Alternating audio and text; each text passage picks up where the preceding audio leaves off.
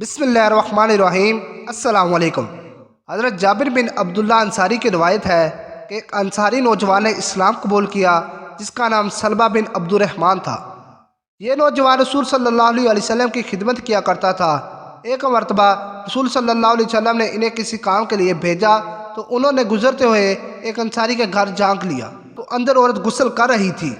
اب اس نوجوان کو خوف لاحق ہوا کہ کہیں ایسا نہ ہو کہ میری اس حرکت کی رسول صلی اللہ علیہ وسلم کو بذریعہ وحی اطلاع ہو جائے، لہٰذا خوف اور شرمندگی کے باعث وہ واپس بارگاہ رسالت میں حاضر نہ ہوا اور وہاں سے بھاگ کر مدینہ کے پہاڑوں میں جا کر چھپ گیا۔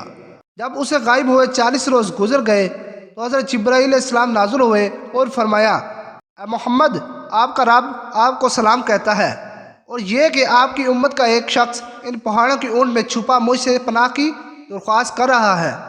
رسول صلی اللہ علیہ وسلم نے حضرت عمر فاروق رضی اللہ تعالیٰ عنہ اور حضرت سلمان فارسی رضی اللہ تعالیٰ عنہ سے فرمایا کہ تم دونوں جاؤ اور اس نوجوان سلمہ کو تلاش کر کے میرے پاس لاؤ۔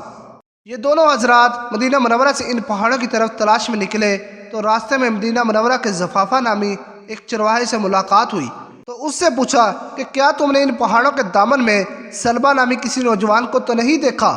اس نے کہا کہ شاید آپ لوگ جہنم کے ڈانٹ سے بھاگے ہوئے نوجوان کے بارے میں سوال کر رہے ہیں۔ ان حضرات نے کہا، تمہیں کیسے معلوم کہ وہ جہنم کے ڈر سے بھاگا ہوا ہے؟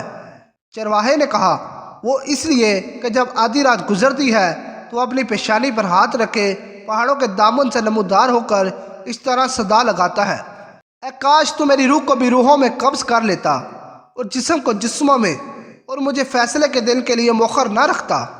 حضرت عمر فاروق رضی اللہ تعالیٰ عنہ نے فرمایا، ہاں، ہم اس نوجوان کی تلاش میں ہیں۔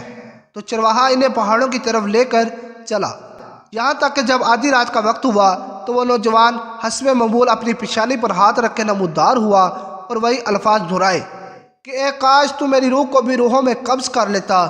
اس دوران حضرت عمر فاروق رضی اللہ تعالیٰ عنہ نے جھپٹ کر اسے گود میں اٹھا لیا تو اس نے پوچھا کہ کیا رسول صلی اللہ علیہ وسلم کو میرے گناہ کے بارے میں معلوم پڑ گیا ہے؟ حضرت عمر رضی اللہ تعالیٰ عنہ نے فرمایا، یہ تو مجھے معلوم نہیں، البتہ کل شام آپ صلی اللہ علیہ وسلم نے تمہیں یاد کیا، پھر مجھے اور سلمان کو تمہاری تلاش میں بھیج دیا کہ جاؤ سلمہ کو ڈھونڈ کر لاؤ۔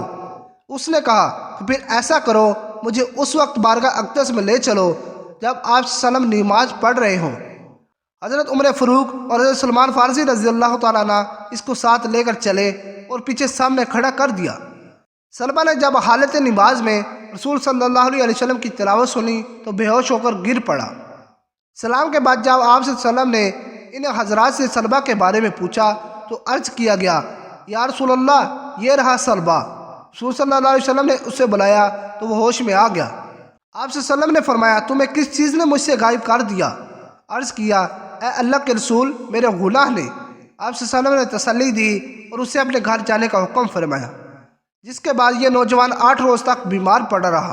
اطلاع ملنے پر حضرت سلمان فارسی رضی اللہ تعالیٰ عنہ بارگاہ رسالت میں حاضر ہو کر عرض گزار ہوئے، یا رسول اللہ صلی اللہ علیہ وسلم، احساس گناہ نے سلمہ کو بیمار کر ڈالا۔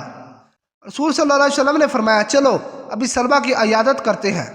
آپ صلی اللہ علیہ وسلم اس کے پاس تشریف لائے اور اس کا سار اپنی گود میں لے لیا۔ آپ صلی اللہ علیہ وسلم نے فرمایا، اس وقت تم کیا محسوس کرتے ہو؟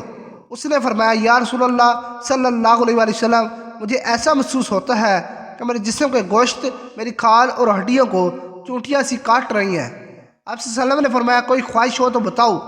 عرض کیا، یا رسول اللہ صلی اللہ علیہ وسلم، میرے رب کی طرف سے مغفرت کا پروانہ اور بس۔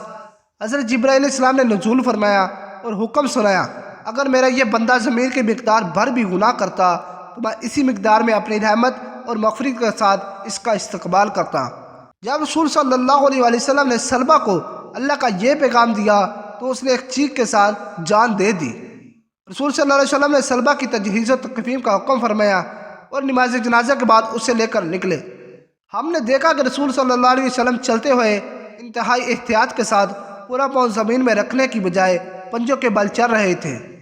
تدفین کے بعد رسول صلی اللہ علیہ وسلم سے اس کی وجہ پوچھی گئی تو آپ صلی اللہ علیہ وسلم نے فرمایا، قسم ہے اس ذات کی جس نے مجھے سچا نبی بنا کر بھیجا، وجہ یہ تھی کہ سلمہ کے جنازے کے ساتھ چلنے کے لیے آسمان سے اس قدر فرشتے نازل ہوئے کہ زمین پر پاؤں رکھنا مشکل تھا۔